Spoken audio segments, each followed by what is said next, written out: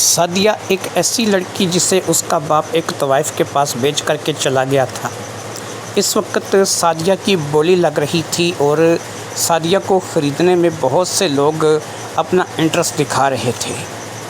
ناہید نے، جو کہ یہاں کی بڑی طوائف تھی، اس نے یہ سوچا تھا کہ یہ لڑکی یہاں پر ناچ گانا تو کرے گی نہیں اور نہ ہی لوگوں کا دل لبھانے کے کام آئے گی، لہٰذا بہتر یہی ہے کہ شہر کے سرمایہ داروں کو اکٹھا کر کے اس لڑکی کی بولی لگائی جائے اور جو اچھا دام دے اسے اس لڑکی کو فروخت کر دیا جائے۔ سعدیہ بھی ان لوگوں کو دیکھ رہی تھی جو کہ 8 سے 10 تھے اور شہر کے مانے ہوئے رئیس لگتے تھے، وہ سعدیہ کی بولی دے رہے تھے۔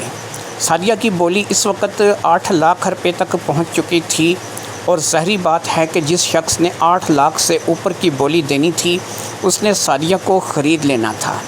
سعدیہ کو اس بات کا احساس تھا کہ اگر وہ یہاں سے بک جائے گی تو اس کے ساتھ کیا حال ہوگا، جو بھی اسے خریدے گا ظاہری بات ہے کہ وہ اسے بیٹی بنا کر یا بہن بنا کر تو نہیں رکھے گا۔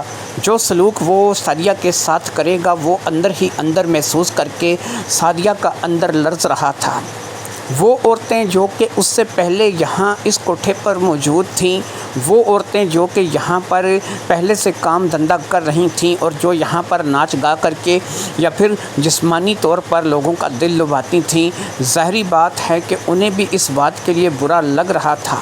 کوئی بھی اپنی خوشی سے یا پھر اپنے شوق سے یہ کام نہیں اپناتا، اور سعدیہ جیسی ایک معصوم بچی جو کہ صرف 22 سال کی تھی، جس نے ابھی صحیح طریقے سے دنیا کو دیکھا نہیں تھا، کبھی گاؤں کے ماحول سے باہر نہیں نکلی تھی اور گاؤں کے ماحول تک محدود ہو کر کے رہ گئی تھی، اگر اس لڑکی کی یہاں پر بولی لگ کر کے وہ لڑکی بک گئی تو ظاہری بات ہے کہ پتہ نہیں وہ بکنے کے بعد کہاں پر پہنچے گی اور کون اسے خریدے گا، اور جو خریدے گا وہ اس کے ساتھ کیا سلوک کرے گا۔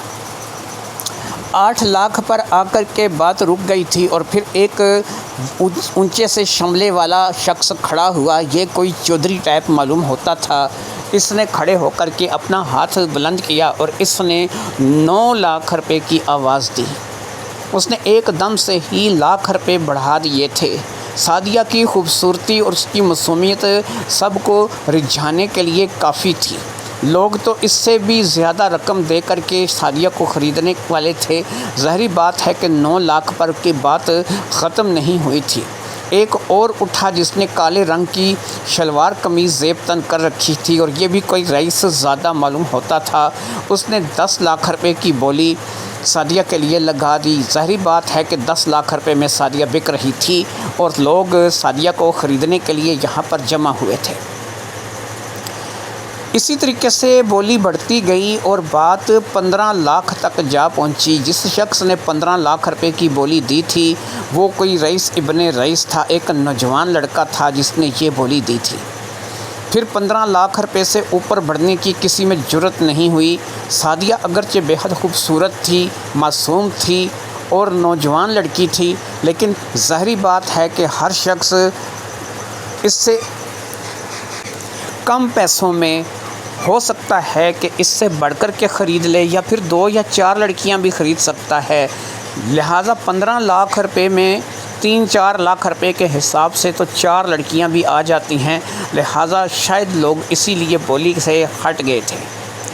اس سے پہلے کہ وہ شخص 15 لاکھ روپے کی رقم ناہید بیگم کو ادا کرتا اور ناہید بیگم سعدیہ کا ہاتھ اس کے ہاتھ میں دے دیتی کہ کوٹھے پر اچانک پولیس کی ریڈ پڑ گئی۔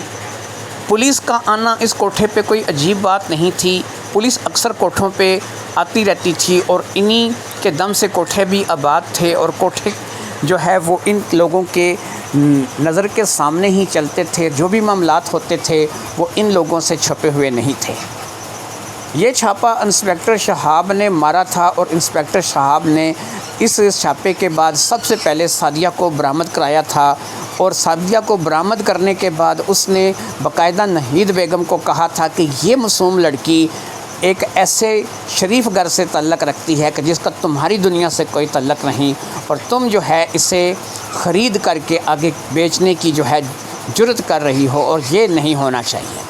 ناہید بیگم نے کہا تھا کہ تم اچھے طریقے سے جانتے ہو یہ میرا کاروبار ہے، مجھے اس بات سے غرض نہیں کہ یہ لڑکی کس قدر شریف گھر سے تعلق رکھتی ہے، بس یہ بات جانتی ہوں کہ اس لڑکی کو میں نے پیسے دے کر کے خریدا ہے، اگر تم وہ پیسے ادا کرو تو تم اسے لے جاؤ، مجھے کوئی اعتراض نہیں ہوگا۔ شہاب نے پوچھا تھا کہ کتنے پیسے، تو اس نے بتایا کہ فلاں شخص نے 15 لاکھ روپے میں اسے خریدا ہے۔ اب بیچنے والی رقم بھول جاؤ، صرف یہ یاد رکھو کہ اسے خریدا کتنے میں گیا ہے۔ 15 لاکھ روپے کی رقم اگرچہ بہت بڑی رقم تھی، اور ظاہری بات ہے کہ سعدیہ کے لیے یہ اس وقت بہت بڑا امتحان تھا۔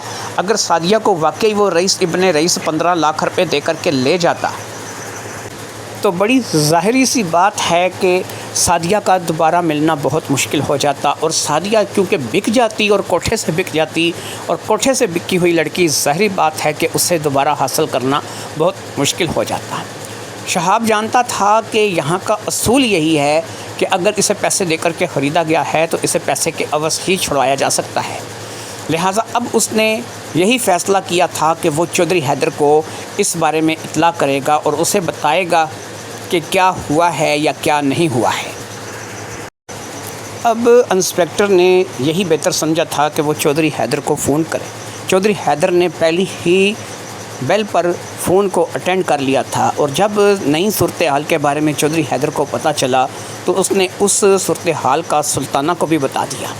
وہ ابھی تک تھانے میں ہی موجود تھے، اور یہ انسپکٹر شہاب نے خود چھاپا مارا تھا، ان کو وہیں روک دیا گیا تھا، اور ظاہری بات ہے کہ وہ اب خود اس چھاپے کے لیے گیا تھا، کیونکہ وہ اس جگرہ اس نگری میں ان دونوں کو لے کر کے نہیں جانا چاہتا تھا۔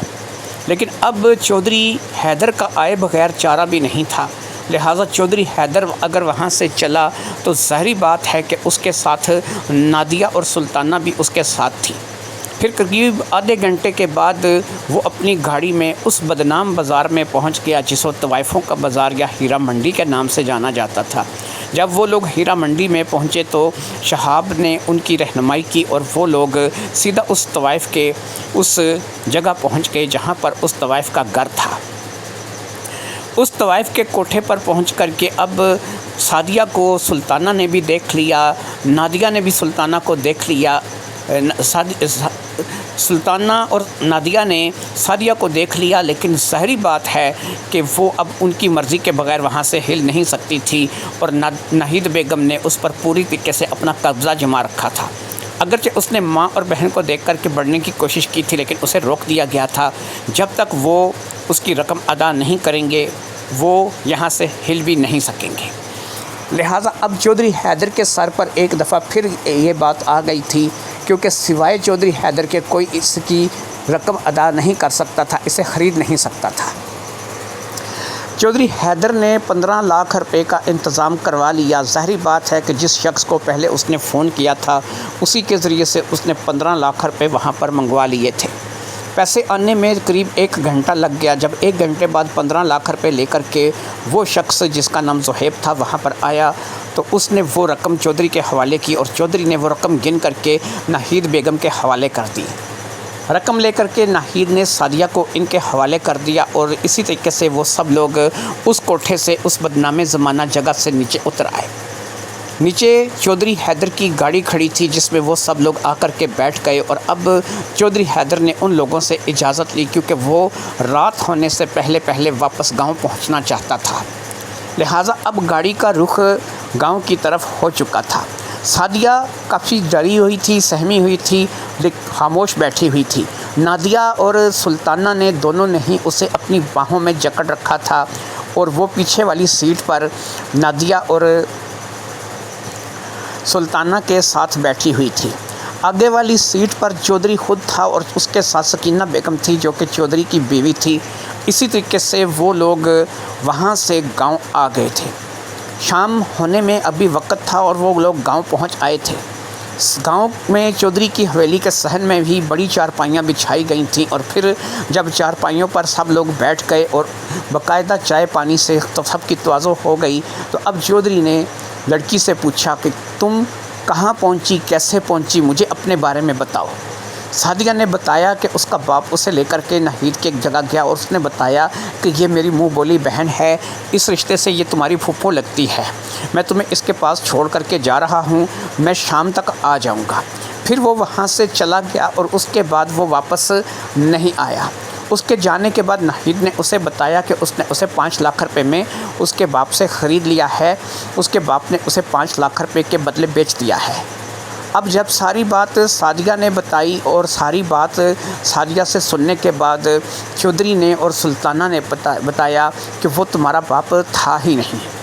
یہ بات سن کر کے سعدیہ کو تعجب ہوا، کیونکہ ظاہری بات ہے کہ وہ اپنے باپ کو لاکھوں میں پہچان سکتی تھی۔ پھر جب اسے فیکٹری میں ہوئے حادثے کے بارے میں اور اس جلے ہوئے شخص کے بارے میں بتایا گیا جو کہ اصل میں اس کا باپ تھا اور جل کر کے ہلاک ہو گیا تھا، اور فیکٹری میں لگی آگ کی وجہ سے اس بیچارے کا بہت برا حال ہوا تھا، اور یہ 3-3.5 ماہ پیش آنے والا وہ واقعہ تھا کہ جس کے بعد سے ہی اس شخص نے ان کے باپ کی جگہ لی تھی۔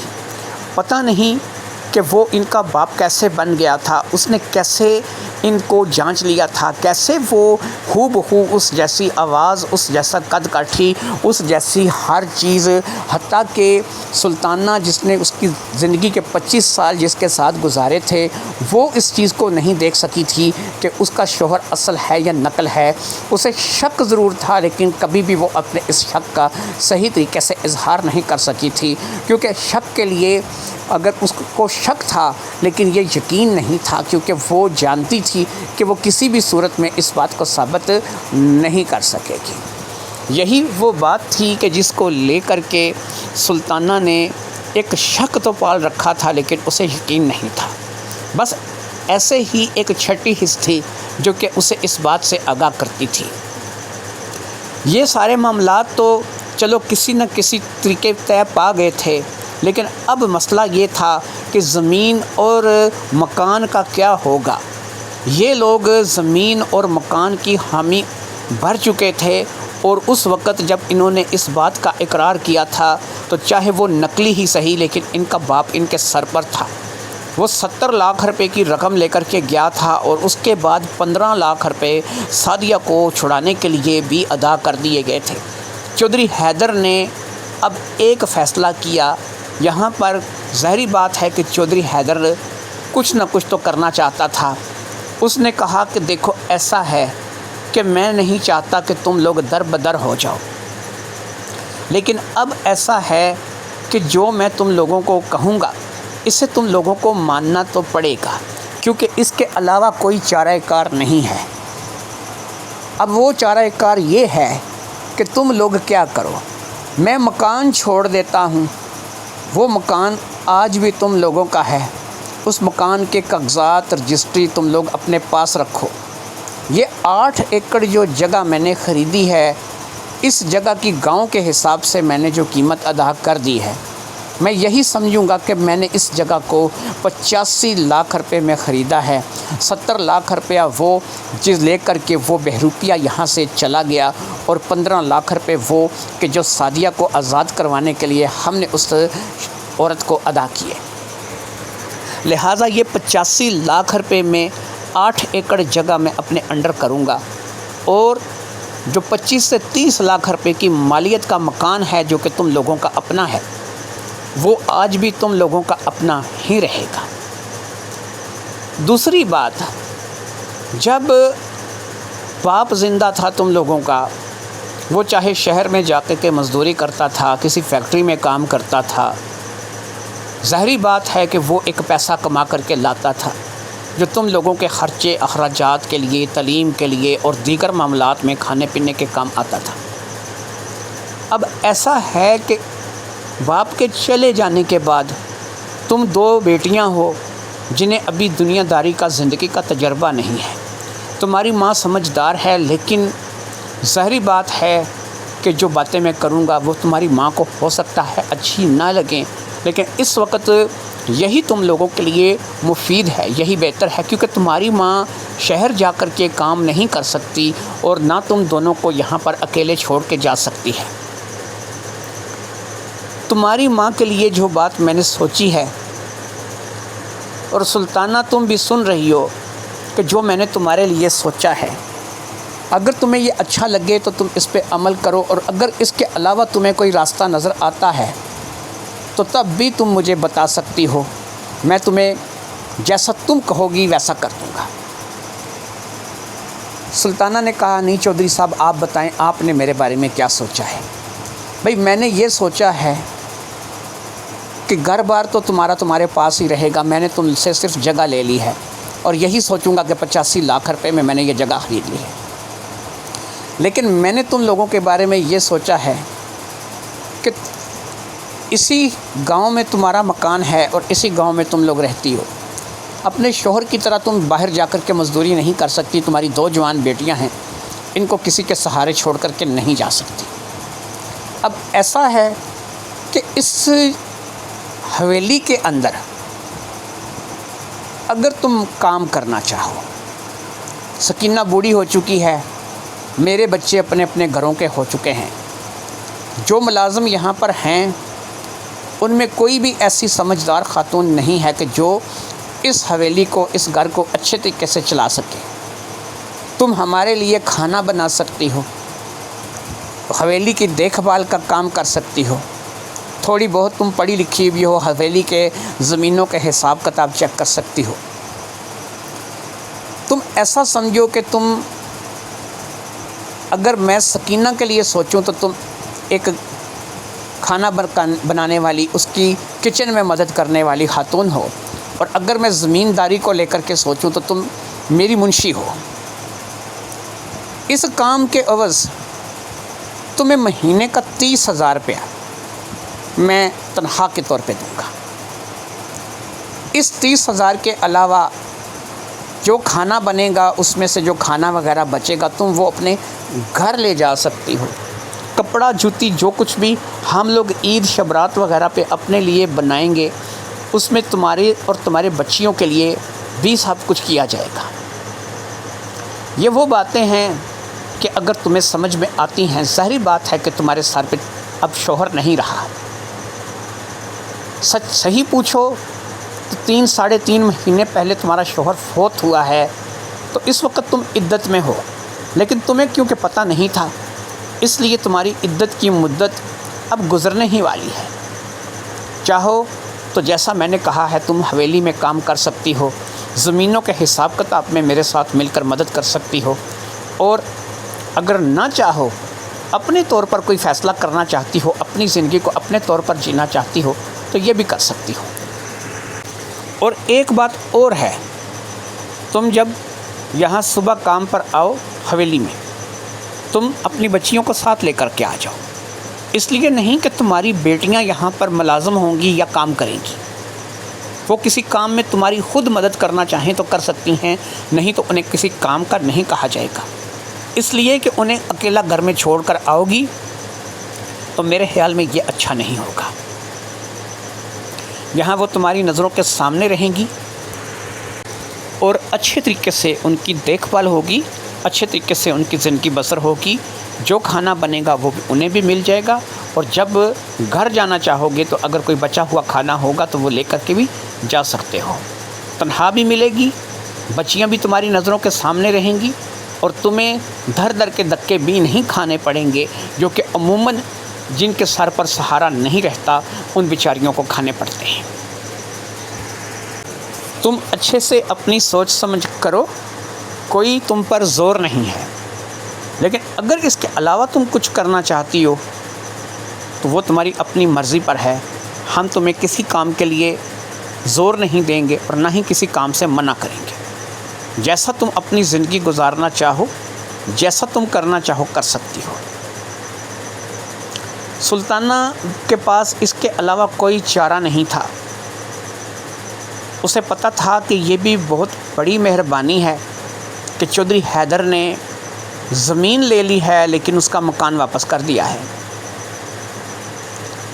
اسے یہ بھی پتہ تھا کہ اگر وہ اس مکان کو 20-25-30 لاکھ روپے میں سیل کر بھی دے تو اس کے بعد بھی وہ کیا کرے گی، وہ 20-25-30 لاکھ روپے زندگی بھر کے لیے اس کے لیے ضروری نہیں تھے، نہ ہی وہ شہر میں کسی فیکٹری میں جا کر کے ملازمت کر سکتی تھی، نہ ہی وہ اپنی دونوں بیٹیوں کو اکیلے گھر میں چھوڑنے کا رسک لے سکتی تھی۔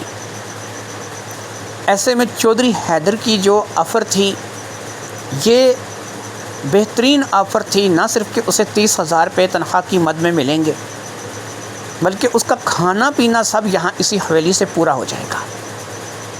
اس میں وہ پیسے جو کہ اسے ملیں گے وہ اس کی بچت ہی بچت ہے۔ جوتی کپڑا عید شبرات یہ لوگ کر دیں گے، کھانا پینا یہاں سے مل جائے گا۔ اس کا مطلب یہ ہوا کہ اپنا خرچہ تو نہ ہونے کے برابر ہوا۔ وہ ان پیسوں کو جمع کر سکتی تھی، کل اپنی بیٹیوں کی شادی کے لیے سوچ سکتی تھی، ان کے لیے سامان بنا سکتی تھی۔ اس لیے اسے یہ بات بڑی معقول لگی بیٹیوں کے ساتھ مشورہ کرنے کے بعد، کیونکہ بیٹیوں کو بھی نظر آ رہا تھا کہ اس وقت ہم لوگ کوئی بھی اور فیصلہ نہیں لے سکتے۔ اگر ہم کچھ اور فیصلہ کرتے ہیں تو ہم لوگ دونوں ماں کا کتنا ساتھ دے سکیں گی، کیا کر سکیں گی۔ زیادہ سے زیادہ لوگوں کے کپڑے برتن یہی کچھ کریں گی، اور اس کے علاوہ ہم خواتین کر کیا سکتی ہیں۔ ایک بات چودھری حیدر نے اور کر دی، اس نے کہا کہ اگر یہ دونوں بیٹیاں آگے پڑھنا چاہیں تو بہتر ہے کہ انہیں شہر کے کالج میں داخلہ دلوا دیتا ہوں، اور وہاں پر جہاں تک ان کے رہنے کا سوال ہے تو یہ ہاسٹل میں رہ سکتی ہیں۔ میں مانتا ہوں کہ پڑھائی میں، تعلیم میں بڑے اخراجات آتے ہیں، فیسیں، کتابیں، ہاسٹل کے خرچے، کھانا پینا، تو اس میں یہ ہے کہ جو 30,000 روپے تمہیں یہاں سے ہمارے ہاں سے ملیں گے، اس میں سے 15,000 روپے تم ہر مہینے اپنی بچیوں کے لیے جو ہے وہ دے سکتی ہو۔ باقی اوپری جو بھی خرچہ ہوگا وہ میں کروں گا، اور ان بچیوں کو اچھی اعلیٰ تعلیم دلائیں گے تاکہ یہ بچیاں پڑھ سکیں اور آگے اپنا مستقبل بنا سکیں۔ یہ بات بھی سلطانہ بیگم نے قبول کر لی تھی۔ اس نے کہا کہ اگر ایسا ہو جائے تو میں اس کام کے لیے تیار ہوں۔ ہاسٹل کو لے کر کے اسے تھوڑا سا مسئلہ تھا، لیکن اسے بتا دیا گیا تھا کہ لڑکیوں کا ہاسٹل ہوتا ہے جہاں پر بہت سی ایسی لڑکیاں آ کر کے مل جل کر کے رہتی ہیں کہ جن کا گھر دور ہوتا ہے اور وہ ہاسٹل میں رہنے پر مجبور ہوتی ہیں۔ وہیں پر ان کو کھانا پینا بھی ملتا ہے اور وہیں پہ ان کے سارے اخراجات بھی ہوتے ہیں۔ کالج جاتی ہیں، واپس آتی ہیں، اور بہت سی دین اور دنیا کی باتیں ان کو پتہ چلتی ہیں، بہت کچھ سیکھتی ہیں، بہت کچھ سکھاتی ہیں۔ لہٰذا اب سلطانہ کے پاس انکار کی کوئی گنجائش نہیں تھی۔ سکینہ بیگم اس بات کو لے کر کے بڑی خوش تھی کہ اس کا شوہر حیدر اس قدر بردبار اور اچھی طبیعت کا آدمی ہے، روایتی چودھریوں سے بالکل ہٹ کر ہے، اور زیادہ تر اپنا نقصان کر کے بھی دوسرے کا فائدہ سوچتا ہے۔ اس نے جتنی بھی باتیں سلطانہ کو یا اس کی بیٹیوں کو لے کر کے کی تھیں، ساری باتیں خود سکینہ نے پسند کی تھی، کیونکہ سکینہ بیگم بھی ایک خود اچھی عورت تھی۔ اسے یہی لگا تھا کہ اس جیسا شوہر قسمت والیوں کو ملتا ہے۔ اتنی بڑی جاگیروں کا، اتنی ریاستوں کا مالک ہونے کے بعد، اتنا سب کچھ ہونے کے بعد اس شخص میں نام کی اکڑ نہیں تھی۔ یہ ایک انتہائی سادہ مزاج آدمی تھا اور ہر ایک کے ساتھ مل کر کے چلتا تھا۔ سلطانہ کو اس نے جو جو کچھ بتایا تھا ایسا کوئی بھی چودھری یا کوئی بھی شخص نہیں کر سکتا تھا۔ جس طریقے سے سلطانہ کا شوہر، چاہے وہ نقلی تھا یا اصلی تھا، 70 لاکھ روپے کی رقم لے کر کے بھاگ گیا تھا، اس کے بعد ایسا ہو ہی نہیں سکتا تھا کہ 70 لاکھ روپیہ لے کر کے اگر وہ چلا جائے تو مکان واپس کر دیا جائے، صرف جگہ رکھ لی جائے، اور 15 لاکھ روپے جو سعدیہ کے بھرے تھے اس کا تو کوئی ذکر ہی نہیں تھا، اور وہ 85 لاکھ روپے میں صرف جگہ تھی جو کہ چودھری حیدر کو مل رہی تھی، اور چودھری حیدر نے صرف اسی جگہ کو لے کر کے ان لوگوں کو جو ہے مکان ان کے حوالے کر دیا تھا۔ پھر وہ 15,000 روپے بچیوں کی تعلیم کی مد میں لے رہا تھا، جو کہ اسے اچھی طریقے سے اندازہ تھا کہ کم سے کم 50,000 روپے کا خرچہ اسکول کی فیسوں، کالج کی فیسوں اور ہاسٹل وغیرہ کا آئے گا۔ اس سے زیادہ ہو سکتا ہے، کم نہیں ہو سکتا۔ یہ وہ باتیں تھیں کہ جو چودھری حیدر جیسا شخص ہی کر سکتا تھا، اور اس بات کو لے کر کے سکینہ بی بی کو چودھری حیدر پر فخر تھا کہ اللہ نے اسے ایسا شوہر عطا کیا ہے جو کہ واقعی میں ایک نیک دل انسان ہے، اور اس جیسا انسان واقعی پا کر کے سکینہ اپنے آپ کو بہت بڑی خوش قسمت سمجھ رہی تھی۔ بچوں کی شادیاں کر دی گئی تھیں، بچے اپنے اپنے گھر کے ہو گئے تھے، کبھی آتے تھے کبھی نہیں آتے تھے، لیکن کبھی بھی چودھری نے اس بات کو لے کر کے کوئی واویلا کھڑا نہیں کیا تھا۔ وہ سکینہ کے ساتھ خوشی سے اپنی زندگی کو بسر کر رہا تھا۔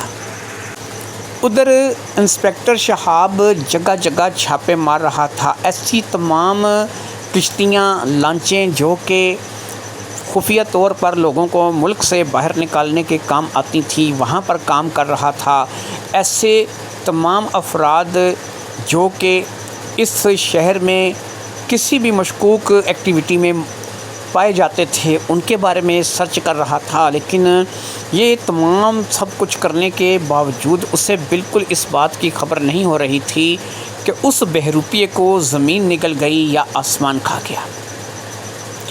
ایک بات جو کہ تھوڑی قابل قدر تھی اور جو بات اس کو سمجھ میں آئی تھی، صدیق نام کا ایک فیکٹری ورکر تھا جو کہ اس روز سے غائب تھا جس روز سے یہ حادثہ ہوا تھا۔ یہ آگ میں جل کر کے مرنے والا حادثہ جو ہوا تھا، اس روز کے بعد سے صدیق غائب تھا۔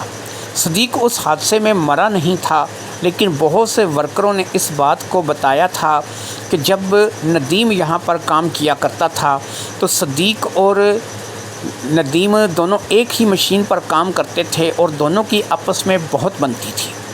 ان کا اٹھنا بیٹھنا کھانا پینا زیادہ تر اکٹھے ہی ہوتا تھا۔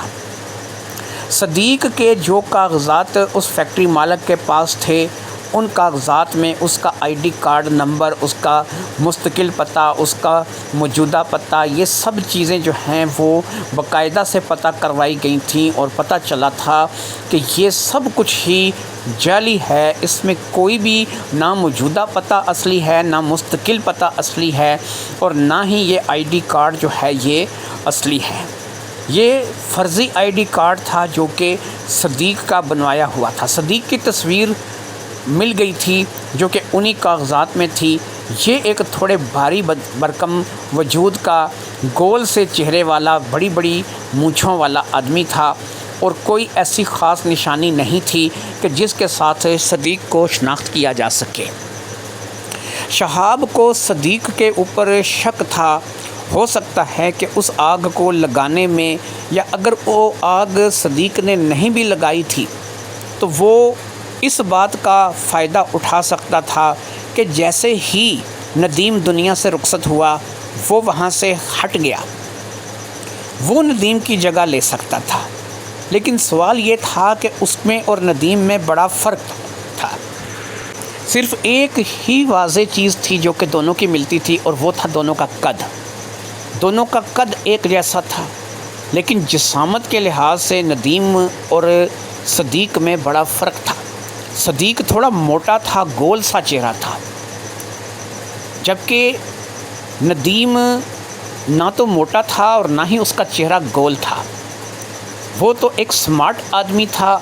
ہاں یہ ہے کہ فیکٹری میں مزدوری کر کر کے اس کے مسلز اچھے خاصے تھے، جسم اچھا خاصا سٹرونگ تھا۔ صدیق کے بھی مسلز تھے، اس کا بھی جسم اچھا خاصا سٹرونگ تھا، اگرچہ موٹاپا تھا لیکن وہ بھی ایک اچھا خاصا مضبوط جسم کا مالک تھا۔ قد کاٹھی ندیم جیسی تھی، جسم بھی ندیم جیسا مضبوط تھا، لیکن گول چہرہ اور اس کے ساتھ موٹاپا، یہ وہ چیزیں تھیں کہ جو سمجھ میں نہیں آ رہی تھیں، اور انسپکٹر صاحب جاننے کے باوجود بھی ان کو نہیں جان رہا تھا۔ ظاہری بات ہے کہ یہ وہ باتیں تھیں کہ جو آسانی سے حلق سے نہیں اتر رہی تھیں۔ ایک موٹے اور ایک سمارٹ آدمی میں فرق ہوتا ہے۔ وہ بہت زیادہ موٹا تو نہیں تھا، لیکن پیرل موٹا تو تھا۔ صدیق کے چہرے کے اسکیچ کو مختلف تھانوں میں پہنچا دیا گیا تھا۔ مختلف جگہوں پر صدیق کے شکل جیسے چہرے والے آدمی کی تلاش جاری تھی، لیکن باوجود اس کے کہ تقریباً 1 مہینہ گزر گیا تھا، کہیں سے کوئی ایسی خبر نہیں آئی تھی کہ جو اس بات کی طرف اشارہ کرتی کہ یہ شخص دیکھا گیا ہے یا اس شخص کے ساتھ ملتی جلتی کوئی تصویر کسی نے دیکھی ہے۔ کوئی بھی اطلاع کرنے والا نہیں تھا، کوئی بھی بتانے والا نہیں تھا۔ شہاب کو تو ایسا لگنے لگا تھا کہ جیسے اس بہروپیے کو یا پھر اس صدیق کو زمین نگل گئی یا آسمان کھا گیا۔ اس بہروپیے میں اور صدیق میں کوئی مماثلت نہیں تھی سوائے ایک کہ ان کا قد ایک جیسا تھا، ان کی جسمانت میں ان کے مسلز وغیرہ شو ہوتے تھے، جو کہ ظاہری بات ہے کہ محنت مزدوری کرنے والے یا فیکٹری میں کام کرنے والے شخص کے ویسے بھی بازو کی مچھلیاں ابھر کر کے سامنے آتی ہیں۔ ایک مہینے تک صدیق کو تلاش کیا گیا، لیکن ایک مہینے تک نہ تو صدیق کا پتہ چلا اور نہ ہی جگہ جگہ چھاپے مار کر کے مشکوک افراد کو اٹھا کر کے پوچھ تاچھ کرنے کے بعد اس بہروپیے کا پتہ چلا کہ جو ندیم بن کر کے 70 لاکھ روپے کی رقم لے اڑا تھا، بلکہ 70 نہیں 75 لاکھ روپے کی 5 لاکھ روپے میں اس نے سعدیہ بھی تو بیچی تھی۔ انسپیکٹر شہاب کو ایسا لگنے لگا تھا کہ اس کا واسطہ ایک ماسٹر مائنڈ سے پڑا ہے، ایک ایسا ماسٹر مائنڈ کہ جس کے چہرے سے، جس کے وجود سے شاید کوئی واقف نہیں ہے۔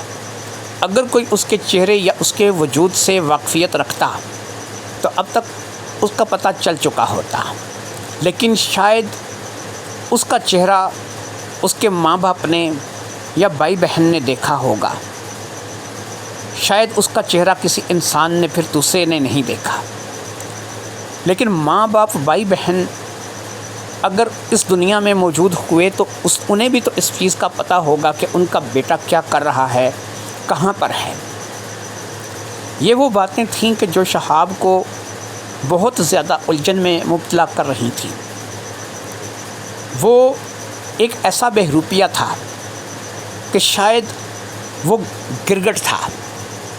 شہاب نے اسے گرگٹ کا نام دیا کیونکہ وہ جیسا رنگ چاہتا تھا بدل لیتا تھا۔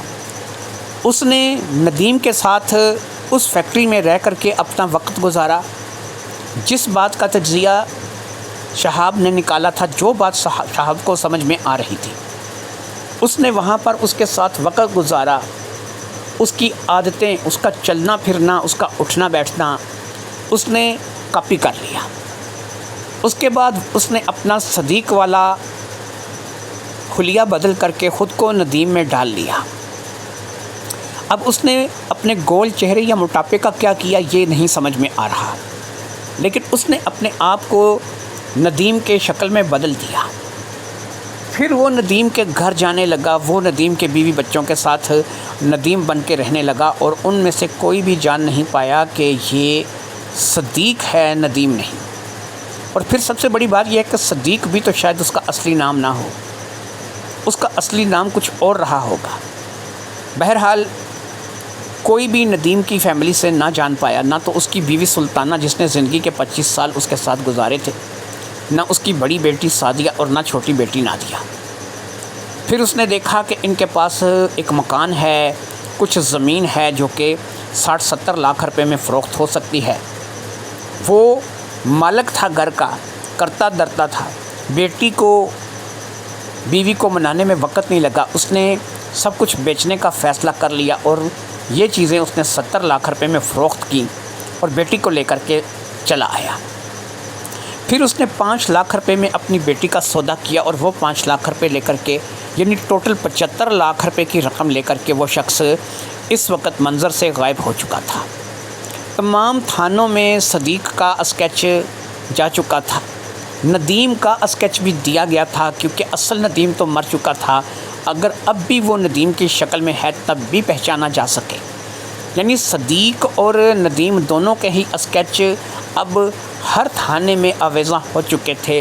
ہر جگہ ان دونوں کی تصویریں لٹک رہی تھیں، ہر جگہ پر جو ہے ان کو تلاش کیا جا رہا تھا، لیکن کہیں سے بھی تو نہ صدیق کا پتہ چل رہا تھا اور نہ ہی کسی جگہ سے اس ندیم کا پتہ چل رہا تھا۔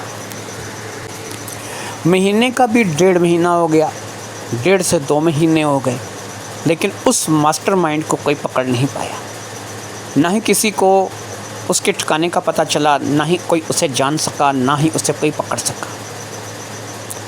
اب اس کے علاوہ کوئی چارہ نہیں تھا کہ اس کیس سے ہٹ کر کے کسی اور بارے میں سوچا جائے، لہٰذا اس فائل کو شہاب نے داخل دفتر کرنا ہی مناسب سمجھا، کیونکہ اب اس کے علاوہ کوئی چارہ نہیں تھا۔ شہاب نے چودھری حیدر سے، اس کے بعد سلطانہ سے، سعدیہ سے اور نادیہ سے بھی اس کے بعد 2 سے 3 مرتبہ رابطہ کیا تھا، لیکن نہ تو ندیم دوبارہ وہاں آیا تھا اور نہ ہی اس کا آنے کا ظاہری بات ہے کوئی ارادہ تھا۔ اسی طریقے سے 2 ماہ کا عرصہ گزر چکا تھا، کیس داخل دفتر کر دیا گیا تھا اور شہاب کو کسی بھی شکل میں بالکل سمجھ نہیں آ رہی تھی کہ وہ کیا کرے اور کیا نہ کرے۔ ظاہری بات ہے کہ یہ وہ باتیں تھیں کہ جو اب اس کی سمجھ سے بالا تر تھیں، اور وہ ایک ایسی سمجھ کا مالک تھا، اگرچہ وہ بہت ذہین پولیس انسپکٹر تھا، لیکن اتنی ذہانت کے باوجود بھی وہ اس شخص سے چکمہ کھا گیا تھا، اسے اس شخص کے بارے میں کچھ پتہ نہیں چل رہا تھا۔ صدیق کا ایڈریس جھوٹا، صدیق کا شناختی کارڈ جھوٹا، ندیم کہاں چلا گیا ندیم، اور پھر ایک دم سے ایک گگلو بگلو موٹا سا بندہ اپنے آپ کو ندیم کے رنگ روپ میں ڈال لے، یہ کیسے ممکن تھا؟ یہ وہ باتیں تھیں کہ جو شہاب کے دماغ میں آسانی سے اتر نہیں رہی تھیں۔ شہاب کو ایسا ہی لگ رہا تھا کہ وہ کسی بہت بڑے کھلاڑی کے ساتھ ٹکر لے بیٹھا ہے، جو کہ اس سے بھی کئی ہاتھ آگے سوچتا ہے۔ لہٰذا اب یہی تھا کہ شہاب بھی تھک ہار کر کے بیٹھ گیا تھا اور اسے بھی اس بات کی سمجھ نہیں آ رہی تھی۔ سعدیہ اور نادیہ دونوں کی پڑھائی کا آگے آغاز ہو چکا تھا، دونوں بہنوں کو باقاعدہ جو ہے ہاسٹل میں داخلہ مل چکا تھا، اور دونوں بہنیں جو ہے وہ اب اپنی پڑھائی کو آگے شروع کر چکی تھیں۔ سلطانہ خوش تھی، وہ وہیں چودھری کے گھر میں کام کر رہی تھی اور اپنی زندگی کے باقی دن وہاں پر پورے کر رہی تھی۔ اگرچہ شوہر کے جانے کا ملال تھا، لیکن اسے اس بات کی خوشی بھی تھی کہ چودھری حیدر کی وجہ سے بہت سے مسئلے تھے جو کہ حل ہو گئے تھے۔ وقت اسی طریقے سے گزرتا جا رہا تھا اور کوئی بھی ایسا شخص نہیں تھا کہ جس کے بارے میں آج تک اسے اس بات کا پتہ چلا ہو کہ یہ ندیم بن کر کے آیا ہوگا۔ وہ کبھی کبھی ان باتوں کو لے کر کے سوچتی تھی کہ آخر جو ندیم بن کر کے آیا تھا وہ کون تھا۔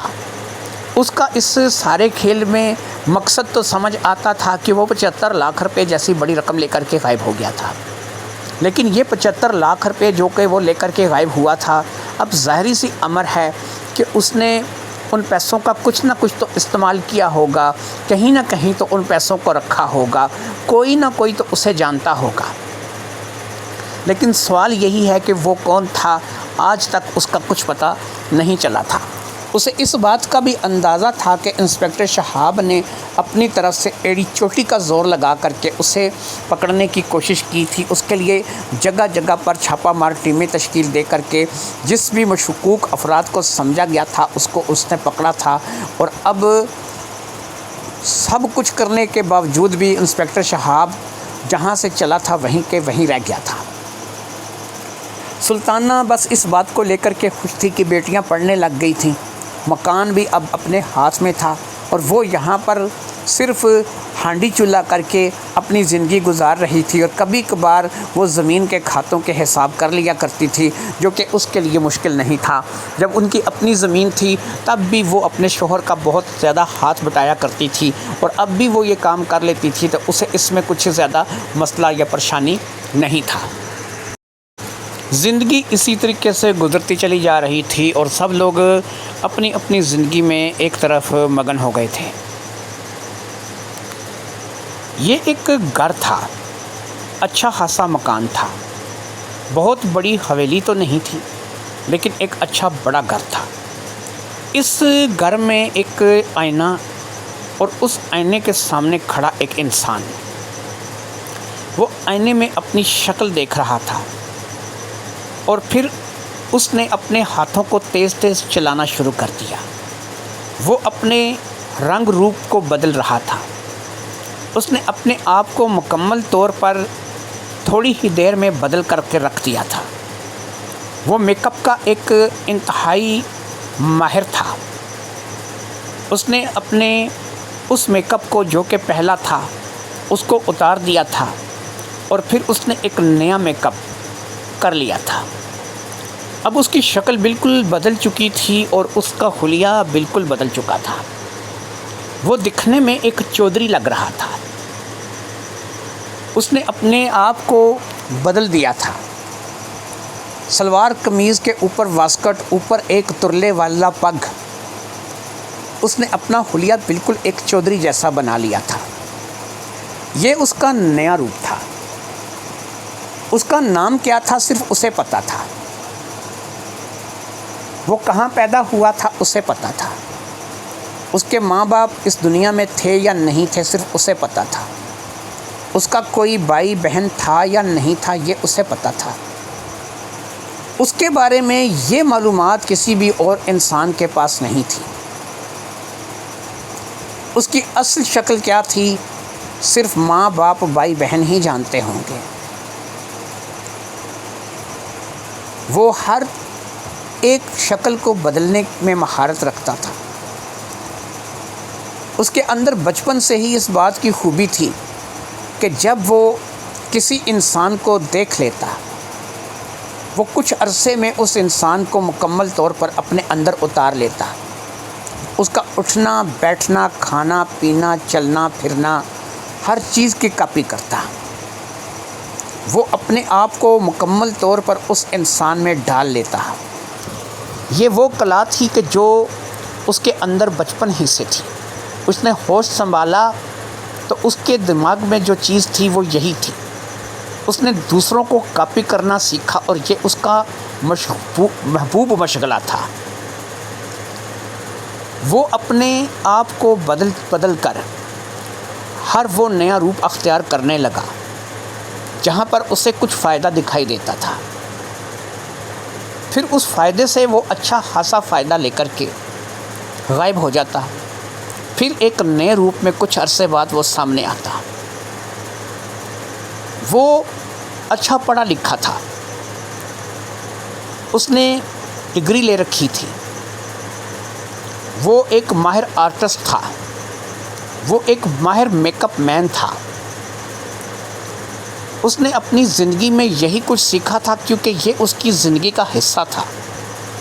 وہ جیسی زندگی گزارنا چاہ رہا تھا، جیسی زندگی اپنانا چاہ رہا تھا، اس کے لیے ان تمام فن میں اس کو مہارت حاصل ہونی چاہیے تھی۔ وہ ایک زبردست میمکری آرٹسٹ تھا۔ کسی انسان کی آواز کو سن کر بس چند گھنٹے کی پریکٹس کے بعد وہ اس جیسی آواز بدل سکتا تھا۔ اللہ نے یہ تمام خوبیاں اس کے اندر بھر رکھی تھیں، لیکن اس کا مائنڈ نیگیٹو تھا۔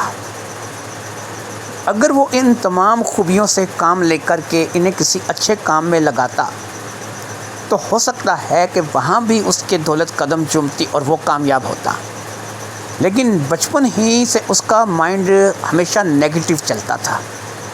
وہ ہمیشہ وہی کرنا چاہتا تھا، ویسا ہی کرتا تھا کہ جیسے اس کا من چاہتا تھا۔ ایک چیز اللہ کا شکر تھا کہ آج تک اس نے نہیں کی تھی، اسی نے کسی کی عزت کبھی برباد نہیں کی تھی، لیکن جہاں اس کے کردار کی ضرورت ہوتی تھی، ظاہری بات ہے کہ وہ اپنے کردار میں ہوتا تھا اور کردار کا تقاضا تو وہ پورا کرتا تھا۔ جب وہ ندیم بن کے سلطانہ کے گھر گیا تھا، اس نے سلطانہ سے بھی فائدہ حاصل کیا تھا۔ اگر وہ سلطانہ کے ساتھ ویسی ہی زندگی بسر نہ کرتا جیسی کہ ندیم بسر کر رہا تھا تو سلطانہ کو اس کے رویے پر شک ہو سکتا تھا،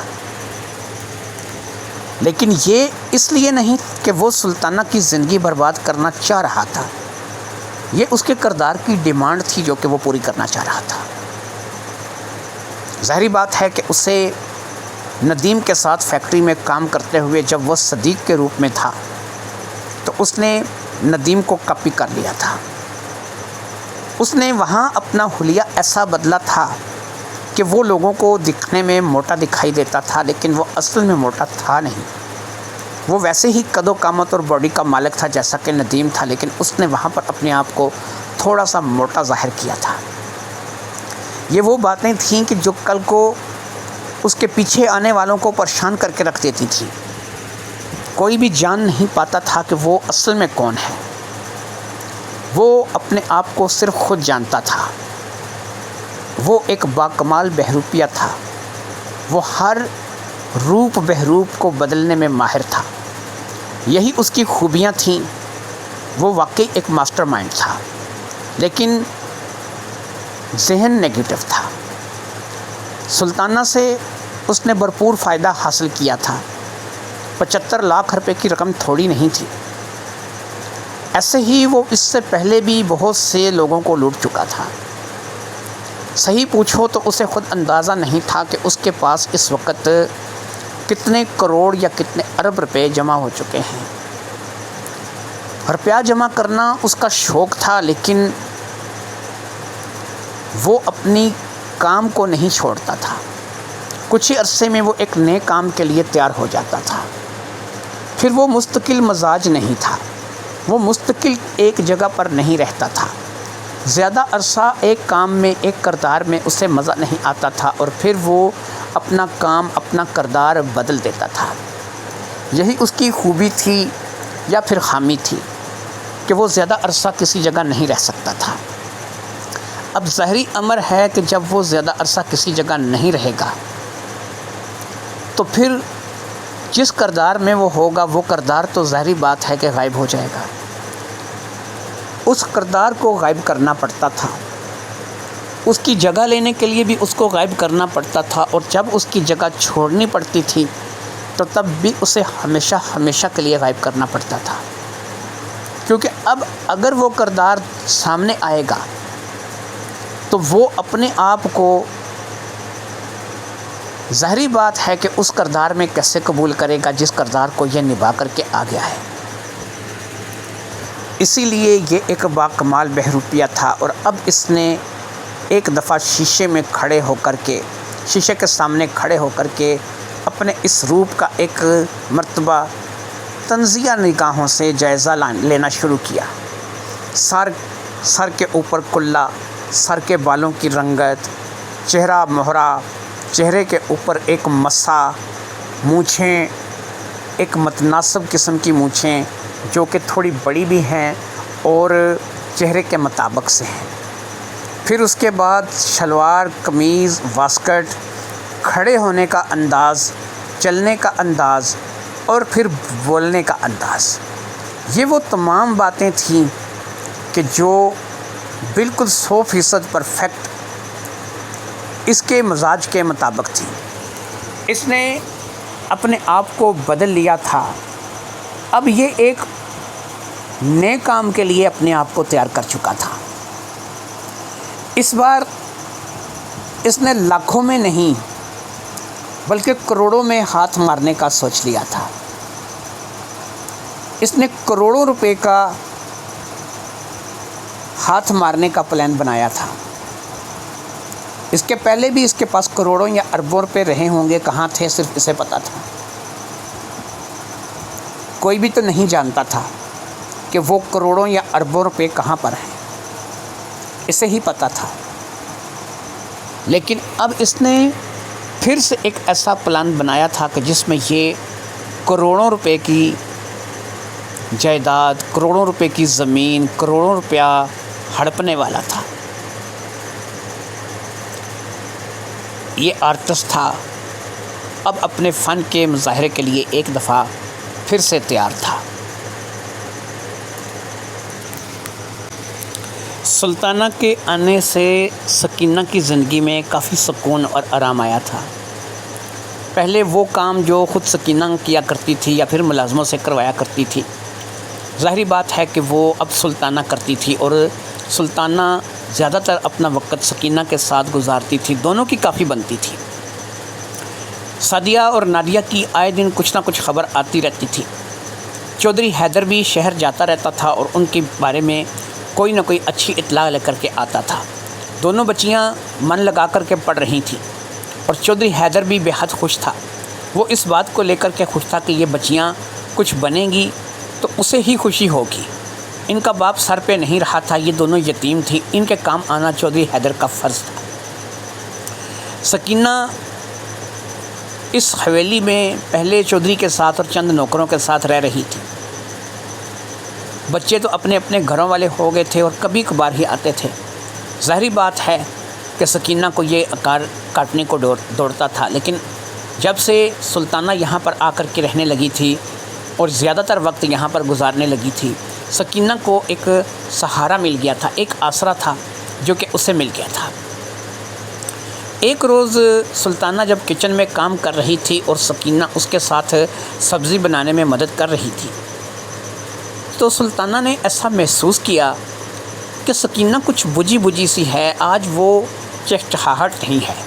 اگرچہ اس کی عمر اس وقت 50 کے قریب تھی، لیکن وہ ہنستی بولتی تھی، چہچہاتی تھی، لیکن آج ایسا لگ نہیں رہا تھا کہ وہ ہنس بول رہی ہو یا چہچہا رہی ہو۔ اس بات کو لے کر کے سلطانہ کو تھوڑا سا عجیب لگا اور سلطانہ نے اس سے پوچھ لیا۔ سلطانہ نے پوچھا کہ سکینہ کیا ہوا؟ کس بات کو لے کر کے پریشان ہو؟ تمہیں تو خوش ہونا چاہیے، اتنا اچھا شوہر ملا ہے جو دوسروں کا خیال کرتا ہے، اور تم کسی بات کو لے کر کے پریشان لگ رہی ہو۔ میں نے تمہیں پہلے کبھی ایسا پریشان دیکھا تو نہیں۔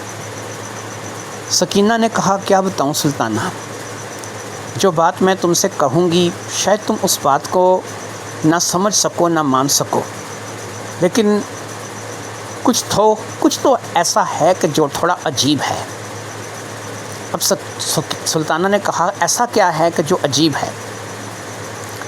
اس نے کہا کہ میں تم سے جو بات کروں گی یہ بات تم اپنی ذات تک محدود رکھنا، اس بات کا کسی کو پتہ نہیں چلنا چاہیے، کیونکہ اگر میں گاؤں میں یا کسی اور شخص کو یا کسی اور کو بٹھا کر کے یہ بات کہوں تو وہ شاید یہ سمجھے گا کہ چودھرانی پاگل ہو گئی ہے یا چودھرانی کو اس بات کی سمجھ نہیں آ رہی ہے۔ سلطانہ نے کہا ایسی کون سی بات ہے؟ اب تو مجھے بھی اس بات کا خدشہ ہونے لگا ہے کہ بہت کوئی سنجیدہ بات ہے کہ جو تم مجھ سے کرنے جا رہی ہو، لہٰذا بہتر یہی ہے کہ تم بات کرو، میں سن رہی ہوں۔ دونوں نے کام کرنے سے اپنا ہاتھ روک لیا تھا۔ سلطانہ سکینہ کی طرف متوجہ تھی اور سکینہ سلطانہ کی طرف متوجہ تھی۔ سکینہ نے دبی دبی آواز میں کہا تاکہ کوئی اور سن نہ سکے۔ ویسے بھی اس وقت کچن میں ان کے علاوہ کوئی نہیں تھا اور کسی کے یہاں آنے کا امکان بھی نہیں تھا، لیکن پھر بھی سکینہ نے اپنی آواز کو تھوڑا آہستہ کر لیا تھا۔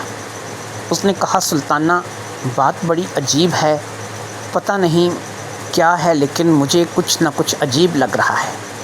تم اسے میری سوچ کہہ سکتی ہو، تم اسے میری چھٹی حس کہہ سکتی ہو۔ اب سلطانہ نے کہا کہ ایسا کیا ہے کہ جس کو تم لے کر کے اس قدر پریشان ہو رہی ہو؟ مجھے بتاؤ، تمہاری بات سن کے مجھے پریشانی ہونے لگی ہے۔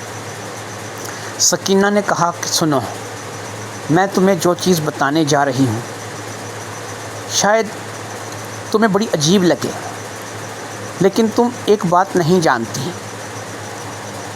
میں نے چودھری حیدر کے ساتھ زندگی کے 30-35 سال گزارے ہیں، وہ میرا شوہر ہے۔ میں اپنے شوہر کو بڑے اچھے طریقے سے جانتی ہوں، اسے اس کی عادتوں سے واقف ہوں، اس کے چلنے پھرنے اٹھنے بیٹھنے کھانے پینے کے ہر انداز کو پہچانتی ہوں۔ تو سلطانہ نے کہا اس میں کیا ہے، جو بات ہے اس پہ آؤ، یہ بات تو ہم بھی جانتے ہیں، تم بھی جانتی ہو، اصل بات پہ آؤ، کرنا کیا چاہتی ہو؟ سکینہ نے کہا کہ پچھلے 2 مہینے سے میں ایسا محسوس کر رہی ہوں کہ یہ جو شخص میرے ساتھ رہ رہا ہے جس کا نام حیدر علی ہے، چودھری حیدر علی، یہ کھاتا بھی چودھری حیدر علی کی طرح ہے، یہ بولتا بھی چودھری حیدر علی کی طرح ہے، اس کا رنگ روپ، اس کا قد کاٹھی جسم سب کچھ چودھری حیدر علی کی طرح ہے۔ اس کا بات کرنے کا انداز، اس کی طبیعت میں وہی بردباری، دوسروں کے کام آنے والا جذبہ، یہ بھی چودھری حیدر علی کی طرح ہے۔ لیکن سلطانہ میں 2 مہینے سے اس بات کو محسوس کر رہی ہوں. یاد رکھو 2 مہینے سے. یہ چودھری حیدر علی نہیں ہے. اب سلطانہ نے کہا کہ کیوں، کیسے، تم کیسے کہہ سکتی ہو کہ یہ چودھری حیدر علی نہیں ہے؟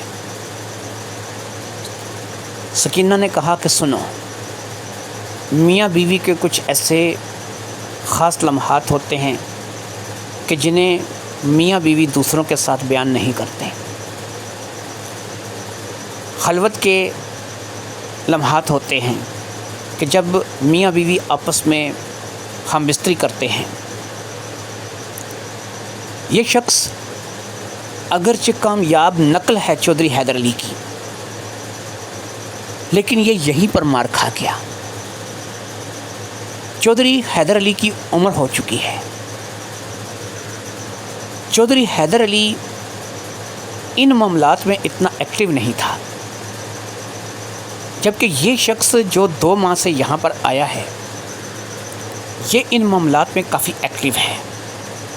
دوسری چیز، چودھری حیدر علی میرا شوہر تھا، میری تنہائیوں کا ساتھی تھا. ہر بیوی جانتی ہے کہ اس کا شوہر کتنے جوگا ہے، کیا کر سکتا ہے، کیا نہیں کر سکتا. اس کے جسم کی بناوٹ خاص طور پر اس معاملے میں کیسی ہے.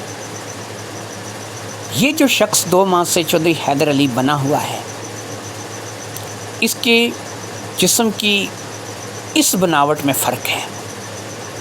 میں نے 30-35 سال کا عرصہ چودھری حیدر علی کے ساتھ گزارا ہے. میں دھوکہ نہیں کھا سکتی. یہ بات سن کر کے سلطانہ نے کہا کہ چودھرانی، ایک بات میں بھی تم سے کرنا چاہوں گی. سکینہ نے کہا بولو، کیا کہنا چاہتی ہو؟ جب ندیم کی جگہ کسی اور نے لی تھی، اس وقت میرے من کے اندر بھی یہی بات چلتی تھی. ایک چھٹی حس تھی، ایک عورت ہونے کے ناطے ایک احساس تھا کہ یہ شخص میرا شوہر نہیں ہے. حتیٰ کہ میرے اور میرے شوہر کے خلوت کے لمحات اور ہماری ہم بستری، اس میں بھی میں کبھی اس بات کو پکڑ نہیں پائی جیسے کہ تم نے پکڑ لیا، لیکن میں نہیں پکڑ پائی کہ اس میں اور ندیم میں کچھ فرق رہا ہوگا. شاید ایسا تھا کہ وہ بھی جوان تھا اور ندیم بھی جوان تھا، اس لیے میں ان باتوں کا کچھ مطلب نہیں نکال پائی، کوئی تجزیہ نہیں کر پائی. لیکن میرے اندر کی ایک عورت، میری چھٹی حس مجھے اس بات کو لے کر کے بیدار کرتی تھی کہ سلطانہ یہ ندیم نہیں ہے. کئی بار یہ بات میں نے اپنے لبوں تک لائی، لیکن کسی کو کہہ نہیں سکی. نہ میرا کوئی ہمراز تھا، نہ کوئی اس بات کو جاننے میں دلچسپی رکھتا تھا. میں بیٹیوں کو کہتی تو وہ بھی مجھے پاگل قرار دیتی، کیونکہ ان کو تو باپ ہی نظر آنا تھا اور وہ کامیاب نقل تھی ان کے باپ کی. ایسے میں آج وہی عورت ہونے کا احساس، اور تم نے تو اس بات سے بھی پکڑ لیا کہ چودھری حیدر میں وہ طاقت، وہ جان نہیں رہی تھی. وہ ایسا نہیں تھا جیسا کہ یہ ہے جو کہ پچھلے 2 ماہ سے تم لوگوں کے ساتھ ہے. پھر اب اس کا کیا حل کیا جائے؟ کاش کہ ندیم کے وقت میں بول پڑتی، میں اس شک کا اظہار کر سکتی، میں کھل کر بات کر سکتی، تو آج وہ 75 لاکھ روپے کا ٹیکہ ہمیں لگا کر کے نہ جاتا. میری یہ جگہ جو کہ 8 ایکڑ جگہ تھی، یہ میرے ہاتھ سے نہ جاتی اور میں یہاں پر نہ ہوتی. سکینہ نے کہا کہ ٹھیک ہے، میں مانتی ہوں یہ چودھری حیدر کی 100% نقل ہے، لیکن یہ نہیں جانتا کہ میں نے اسے پہچان لیا ہے. میں تمہیں بتا رہی ہوں نا کہ میاں بیوی کے کچھ لمحات ہوتے ہیں، ان میں یہ مات کھا گیا. یہ چودھری حیدر علی نہیں ہے. بس میں نے وہیں سے اسے پکڑ لیا، وہیں سے اسے پہچان لیا۔ اب سب سے بڑی بات یہ ہے کہ جیسے تم بھی کہہ رہی ہو کہ یہ نہیں جانتا ہے کہ ہمیں اس کی اصلیت کا پتہ چل چکا ہے۔ اب کیا کیا جا سکتا ہے؟ سلطانہ نے کہا میرے خیال میں تو اس کا ایک ہی حل ہے۔ اس کی اصلیت کو شاید ہم لوگ سامنے لا نہ سکیں، کیونکہ گاؤں بھر میں یہ چودھری ہی کس طرح پہچانا جائے گا اور یہ چودھری ہی مانا جائے گا۔ اس کے چہرے کے اوپر چھپا ہوا مکھوٹا کیسے اتارے؟ اس کا ایک حل ہے جو کہ مجھے سمجھ آتا ہے۔ ہمیں رسک نہیں لینا چاہیے، ہمیں بس یہ کام کر گزرنا چاہیے۔ اب سکینہ نے سلطانہ سے کہا ایسا کیا کام ہے کہ جو ہمیں کر جانا چاہیے اور ہمیں اس کا اب سوچنا نہیں چاہیے؟ سلطانہ نے کہا کھانا یہ ظاہری بات ہے کہ یہاں سے کھاتا ہے، ہم اسے کھانا دیتے ہیں۔ اگر ہم اس کے کھانے میں باقاعدہ بے ہوشی کی دوائی ملا دیں جسے کھانے کے بعد یہ بے ہوش ہو جائے، یا پھر نیند کی گولیاں وغیرہ، کیونکہ بے ہوشی کی دوائی ہم لوگ کہاں سے لائیں گے، لیکن نیند کی گولیاں وغیرہ تو لائی جا سکتی ہیں۔ اگر نیند کی گولیاں ملا دیں تو یہ گہری نیند میں چلا جائے گا۔ پھر ہمیں انسپکٹر شہاب کو کال کرنی ہوگی، پھر شہاب آئے گا، اور جب شہاب یہاں پر آئے گا تو اس کا اصلی مکھوٹا سب کے سامنے آ جائے گا۔ سلطانہ کا یہ آئیڈیا سکینہ کو پسند آیا تھا، لہٰذا اس نے اس بات کا فیصلہ کر لیا کہ وہ آج رات جو کھانا چودھری حیدر علی کو دے گی اس میں نیند کی گولیاں ملا کر کے دے گی، جن کی مقدار اتنی ہوگی کہ وہ صبح تک اٹھ نہ سکے۔ اس نے اسے 4 گولیاں دینے کا سوچا تھا جس کو وہ کھانے میں پیس کر کے ملا دے گی، اور امید ہے کہ 4 گولیاں اس قدر زیادہ طاقتور ہوں گی کہ وہ 10 سے 12 گھنٹے سکون سے سوئے گا، اور یہ اس کی آخری سکون کی نیند ہوگی۔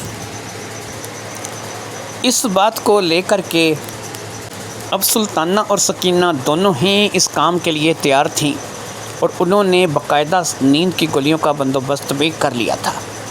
رات کو چودھری حیدر اس جگہ پر جہاں پر کھانا کھاتے تھے وہاں پر بیٹھا تھا۔ پھر کھانا چودھری حیدر کے آگے لگایا گیا، اور وہ پلیٹ جس میں وہ گولیاں تھیں اس پلیٹ کا سالن چودھری حیدر کو دیا گیا۔ چودھری حیدر نے اچھے سے سیر ہو کر کے کھانا کھایا، اور پھر کھانا کھانے کے کچھ ہی دیر بعد اسے ایسا محسوس ہونے لگا کہ اسے شدید نیند آ رہی ہے۔ اس نے سکینہ کو کہا کہ بھئی مجھے تو بہت زیادہ نیند آ رہی ہے اور میں جا رہا ہوں اپنے کمرے میں سونے کے لیے، تم جب بھی سونا ہوا تو آ جانا۔ ظاہری بات ہے ابھی سونے کا ٹائم نہیں تھا، یہ تو رات کا کھانا کھایا گیا تھا، اس سے تقریباً 2 سے 3 گھنٹے کے بعد ہی سونے کا وقت تھا، لیکن چودھری کو کیونکہ نیند آ رہی تھی اور وہ اپنے کمرے میں جا کر کے لیٹ گیا، اور شاید پھر وہ اپنے کمرے میں سو گیا۔ اب سلطانہ اور سکینہ دونوں ہی حویلی سے باہر نکل آئیں۔ باہر آ کر کے انہوں نے شہاب کو فون کر دیا۔ جیسے ہی شہاب کو فون گیا اور انہوں نے اپنے خدشے کا اظہار کیا، شہاب فوری طور پر وہاں سے اپنی پولیس نفری کے ساتھ چل پڑا۔ شہاب جب یہاں پر اس حویلی میں پہنچا اس وقت رات کے تقریباً 11:30 بج رہے تھے، اور وہ اپنی پولیس نفری کے ساتھ یہاں پر پہنچ گیا تھا۔ پھر وہ سلطانہ اور سکینہ کے ساتھ حویلی کے اندر آیا اور اس کمرے میں داخل ہو گیا جس کمرے میں چودھری حیدر علی سو رہا تھا۔ یہ چودھری حیدر علی تھا یا پھر وہ بہروپیہ تھا جس کی شہاب کو تلاش تھی؟ ظاہری بات ہے کہ اس بات کا نہ تو شہاب کو علم تھا اور نہ ہی شہاب ابھی تک کسی نتیجے پر پہنچ پایا تھا۔ خیر چودھری کو اٹھایا گیا، جو کہ اٹھانا ظاہری بات ہے کہ بہت مشکل ہو گیا۔ پانی کے چھینٹے وغیرہ مار کر کے اچھے طریقے سے چودھری کو اٹھایا گیا۔ چودھری کو اسی حالت میں کہ وہ نیند کے پوری طرح بس میں تھا، اسے اس کمرے سے نکال کر باہر کھلی جگہ کھلے صحن میں لایا گیا، اور کھلے صحن میں اسے ایک کرسی پر بٹھا دیا گیا۔ اب 2 سپاہیوں کو شہاب کے کہنے پر اس کے چہرے کے اوپر کوئی ماسک، کوئی جلد میں کوئی چیز، ایسی کوئی چیزیں تلاش کرنے کے لیے لگا دیا گیا، لیکن وہ دونوں سپاہی اچھے طریقے سے چہرے کو دیکھنے سننے کے بعد بھی کچھ بھی تلاش کرنے میں ناکام رہے۔ انہیں کوئی ایسا سرا نہیں مل رہا تھا کہ جو کسی ماسک کا سرا ہو، کوئی ماسک لگایا گیا ہو۔ اب ایک چھوٹا سا چاقو جو کہ شہاب کے پاس تھا، اس چاقو کو لے کر کے اس نے باقاعدہ جو ہے ایک چھوٹا سا کٹ اس کے چہرے پر لگایا۔ یہ اوریجنل چمڑی تھی، یہ اوریجنل کٹ تھا۔ اس کٹ سے یہی پتہ چلا تھا کہ چودھری کی جلد کٹ کے رہ گئی ہے۔ یہ ایک معمولی سا کٹ تھا۔ اب شہاب نے غصے بھرے لہجے میں سلطانہ اور سکینہ کی طرف دیکھا اور انہیں بتایا کہ پاگلو، بے وقوفو، یہ تو اصلی چودھری ہے۔ پھر چودھری کے چہرے پر پانی کے اچھے طریقے سے چھینٹے مارے گئے اور پھر تھوڑی ہی دیر میں چودھری مکمل طور پر ہوش میں آ گیا۔ چودھری جیسے ہی ہوش میں آیا اس نے اپنا سر پکڑ لیا کیونکہ اس کے سر میں شدید درد کی لہر اٹھ رہی تھی۔ اسے ایسا محسوس ہو رہا تھا کہ اس کا سر چکرا رہا ہے، اسے شدید نیند آ رہی تھی۔ اب بھی وہ نیند میں جانا چاہتا تھا، لیکن ظاہری بات ہے کہ اب وہ کافی حد تک سنبھل گیا تھا۔ نیند کے خمار سے باہر نکلنے کے بعد چودھری نے اپنے سامنے کھڑے شہاب کو دیکھا اور پہچان لیا۔ اس کے ساتھ جو پولیس نفری تھی اس میں سے بھی وہ کافی سارے لوگوں کو جانتا تھا۔ اس نے سلطانہ اور سکینہ کی طرف دیکھا جو کہ ایک طرف سہمی سی کھڑی تھی۔ اب چودھری جو ہے وہ ایک بڑے سے بستر پر، ایک بڑی سی چارپائی پر صحن میں بیٹھا تھا۔ اس نے اپنے صحن کو دیکھا، ایسے جیسے وہ ہر ایک چیز کو پہچاننے کی کوشش کر رہا ہو۔ اب اس نے شہاب سے پوچھا کہ شہاب صاحب آپ یہاں کیسے؟ تو شہاب نے اپنے آنے کا مقصد بیان کر دیا۔ چودھری نے کہا کہ سکینہ ٹھیک کہتی ہے، یہ جو بھی کہہ رہی ہے اس کی بات حرف بہ حرف صحیح ہے، لیکن اس وقت میں اصلی چودھری آپ لوگوں سے مخاطب ہوں۔ میں چودھری حیدر علی ہوں جو کہ آپ سے مخاطب ہوں۔ اس شخص کو نہ جانے کیسے پتہ چل گیا کہ سلطانہ اور سکینہ کو شک ہو گیا ہے۔ پھر اس نے مجھے سلطانہ اور سکینہ کے اس نیند والے معاملے سے پہلے ہی کسی نہ کسی طور پر بدل دیا۔ وہ سالن، وہ روٹی اسی نے کھائی تھی، لیکن جب وہ سونے کے لیے کمرے میں گیا وہ سویا نہیں۔ میں کہاں پر تھا مجھے خود نہیں پتہ، اس نے مجھے کہاں پر رکھا ہوا تھا نہیں پتہ۔ وہ مجھے وہاں سے لے کر کے آیا اور اس نے لا کر کے مجھے اس بستر پر ڈال دیا اور خود وہ غائب ہو گیا۔ اس کے غائب ہو جانے کے بعد آپ لوگ میرے پاس آئے۔ جب آپ لوگ میرے پاس آئے تو مجھے بھی اس نے کوئی نشہ یا کوئی ایسی چیز دے رکھی تھی کہ جس کی وجہ سے میری نیند نہیں کھل رہی تھی، لہٰذا میری نیند یہاں پر تم لوگوں نے باہر لا کے کھولی، پانی کے چھینٹے وغیرہ لگائے۔ تو اب میں اصلی حیدر علی ہوں اور وہ کہاں پر ہے اس کا مجھے پتہ نہیں، لیکن اس نے مجھے یہاں شاید اسی حویلی میں کسی جگہ چھپا رکھا تھا، کیونکہ کبھی کبھار مجھے ہوش آتا تھا تو مجھے ایسا لگتا تھا کہ میں اسی حویلی کے کسی کمرے میں ہوں، شاید سٹور روم ہوگا، کیونکہ مجھے تھوڑا سا شک تھا کہ میں سٹور روم کی طرف ہوں۔ آپ لوگ فوری طور پر سٹور روم میں جائیں، اگر وہ سٹور روم میں چھپا ہوگا تو آپ کو مل جائے گا، لیکن اگر وہ اس حویلی سے باہر نکل کے کہیں جانے میں کامیاب ہو گیا ہے یا یہاں سے نکل گیا ہے تو پھر ظاہری بات ہے کہ ہم اسے نہیں پکڑ پائیں گے۔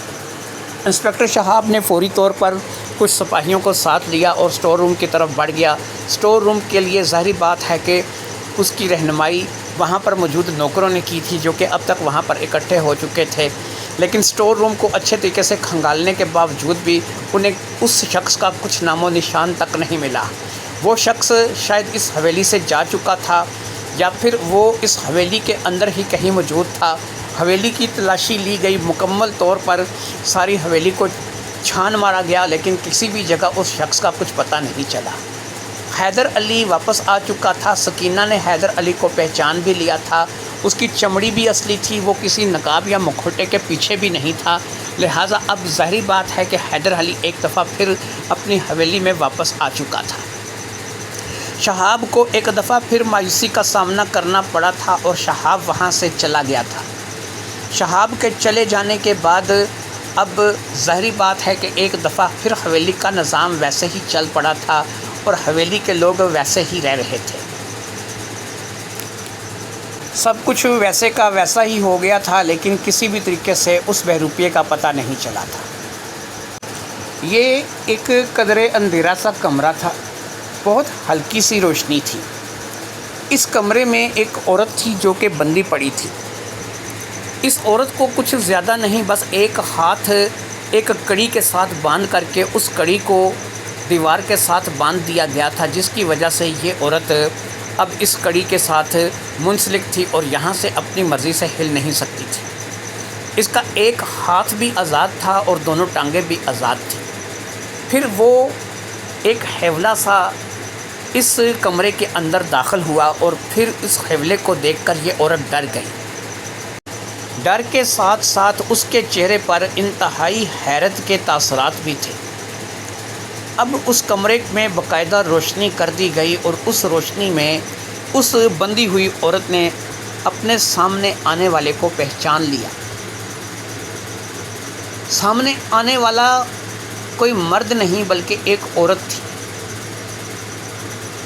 جو بندی ہوئی عورت تھی اس کا ایک ہاتھ بندھا ہوا تھا، ایک ہاتھ اور دونوں پاؤں کھلے تھے، اور یہ ایک کمرہ تھا جو کہ تہہ خانے کا حصہ معلوم ہوتا تھا۔ ایسا لگتا تھا یہ کوئی تہہ خانہ ہے جہاں پر یہ عورت بندی ہوئی ہے۔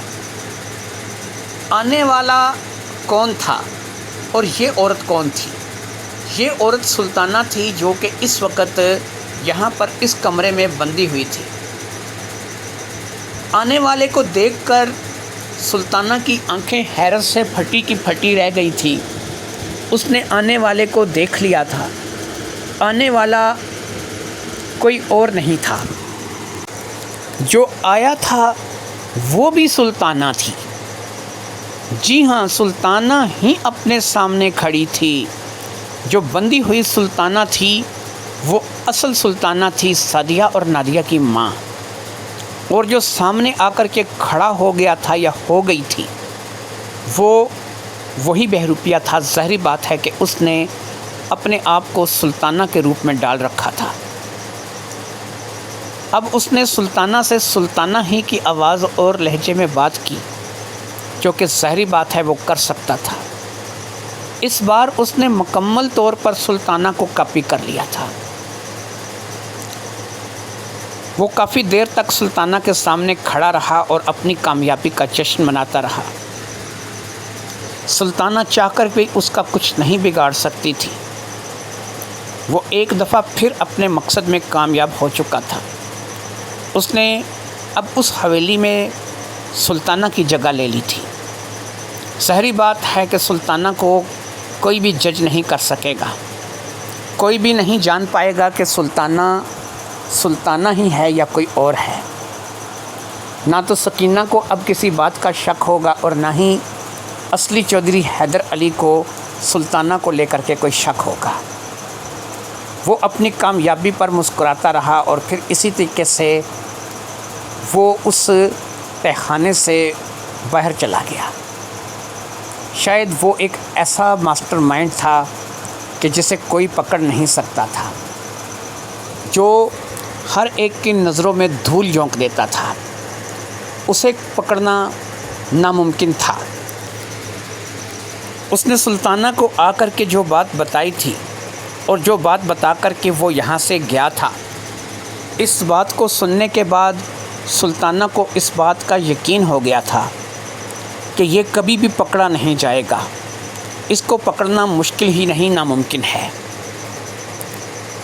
جو کچھ اس نے اپنے بارے میں بتایا تھا اس کے بعد واقعی میں اسے کوئی پکڑ نہیں سکتا تھا۔ لیکن حیرت کی بات یہ تھی کہ اس نے سلطانہ کو اپنی اصل شکل بتائی تھی۔ اس نے سلطانہ کو اپنا اصل روپ بتایا تھا۔ اس نے یہ بتایا تھا کہ وہ اصل میں کون ہے، اس کی اصل شکل، اصل روپ کون ہے۔ لیکن افسوس اس بات کا تھا کہ یہ بات بتانے کے لیے یا تو شاید سلطانہ زندہ نہ رہے گی، اور اگر زندہ رہے گی بھی تو پھر وہ اس قید سے کبھی رہائی حاصل نہیں کر سکے گی۔ اس نے اپنی اصل شکل آج تک کسی کو نہیں بتائی تھی، اس نے اپنی اصلی حقیقت آج تک کسی کو نہیں بتائی تھی۔ شاید وہ سلطانہ کو اسی لیے بتا گیا تھا کہ وہ سلطانہ کی زندگی کو اب بہت جلد اختتام کی طرف لے کر جانا چاہتا تھا۔ شاید وہ مستقل سلطانہ بن کر رہنا چاہتا تھا، اس لیے اس نے سلطانہ پر اپنا راز ظاہر کر دیا تھا۔